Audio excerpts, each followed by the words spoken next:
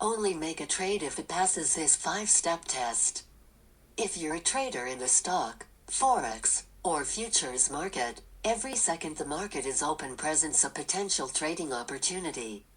However, not every second is worth taking a trade. In the midst of countless possibilities, it's important to apply a 5-step test to every trade you consider. This will help you take trades that align with your trading plan and offer good profit potential for the risk involved, regardless of whether you're a day trader, swing trader, or investor. Although it may take some practice to become familiar with the process, once you've got the hang of it, it only takes a few seconds to determine whether a trade passes the test and whether or not you should take it. Remember that regardless of your trading strategy, success relies on being disciplined, knowledgeable, and thorough. The 5 simple steps we're going to cover will help you understand your strategy and plan, identify opportunities, determine entry and exit targets, and know when to abandon a bad trade.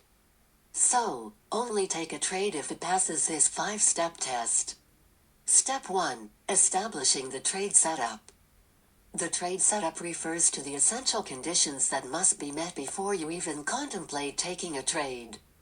For instance, as a trend-following trader, the presence of a trend is crucial.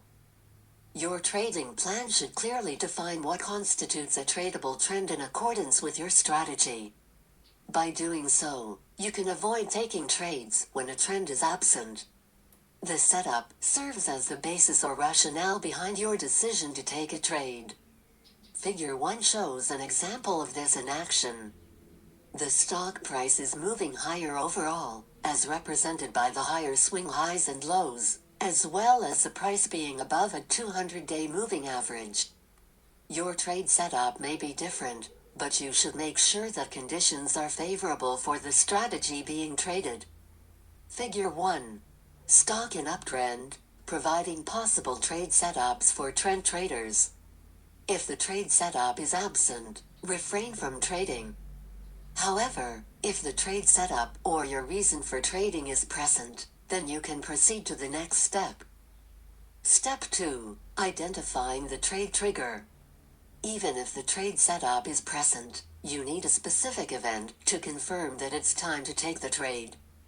In Figure 1, the stock was in an uptrend for the entire duration, but some moments within that uptrend offer better trade opportunities than others.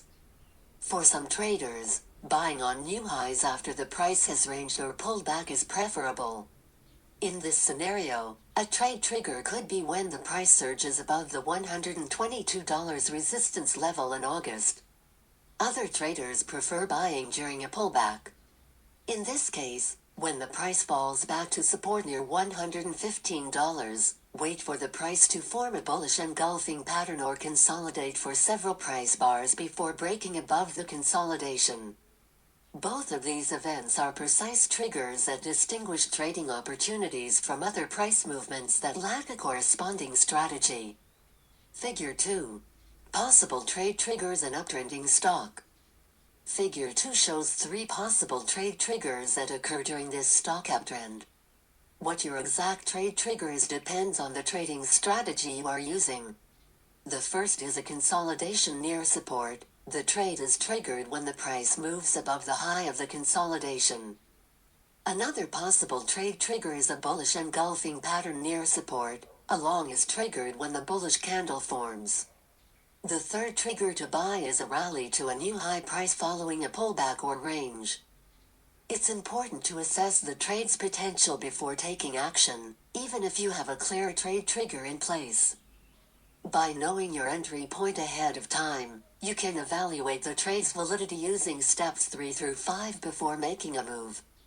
For instance, if a trader knows that a rally above the June high could trigger a trade throughout July, they can take the time to evaluate the trade's worthiness before proceeding. Step 3. Managing risk with a stop loss. Even with the correct entry conditions and trade trigger, a trade can still be risky. Therefore, managing risk is important and can be achieved through the use of a stop loss order. There are various ways to place a stop loss. For long trades, A stop loss is typically positioned slightly below a recent swing low, while for short trades, it's positioned slightly above a recent swing high. Another method is the average true range stop loss, which involves placing the stop loss order at a specific distance from the entry price based on the stock's volatility. Figure 3. Long trade example with stop loss placement. Establish where your stop loss will be. Once you know the entry and stop loss price, you can calculate the position size for the trade. Step 4. Defining the price target. Once you have identified favorable trading conditions and determined your entry point and stop loss, it's important to consider the potential profit. A profit target should be based on a measurable factor and not randomly chosen. For instance, chart patterns can provide targets based on the size of the pattern, while trend channels can help to identify potential reversal points. If you're buying near the bottom of the channel, you can set a price target near the top of the channel. In Figure 3, the used triangle pattern is approximately 600 pips at its widest point.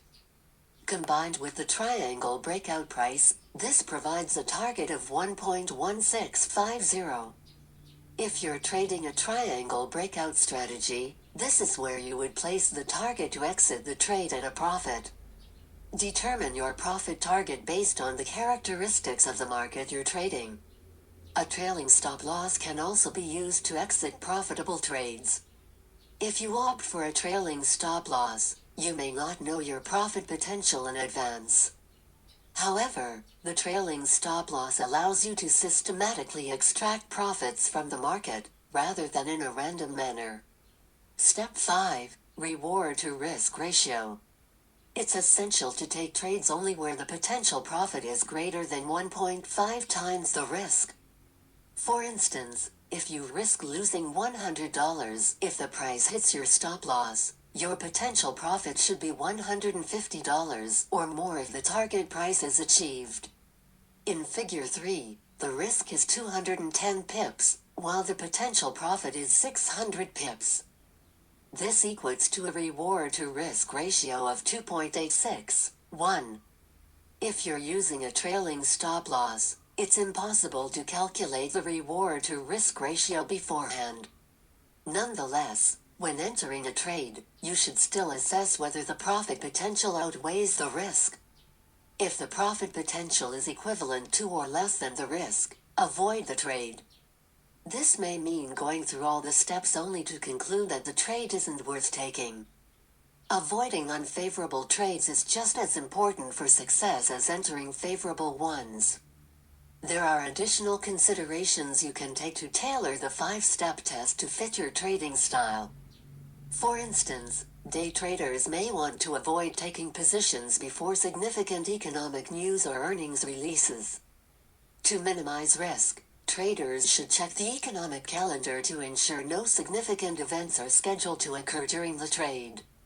In conclusion, ensure that the market conditions align with your trading strategy, set a trade trigger, stop loss, and profit target, and then assess if the potential reward is worth the risk. If the reward outweighs the risk, take the trade. If not, wait for a better opportunity. Remember to consider any additional factors that could impact your trading and adjust the 5-step test accordingly. Although the process may seem laborious, once you become familiar with the steps, it should take only a few seconds to complete. Ensuring that each trade passes the 5-step test is a crucial step towards becoming a successful trader. To receive news updates, please click the like button and subscribe to our channel. Thank you and good luck with your trading.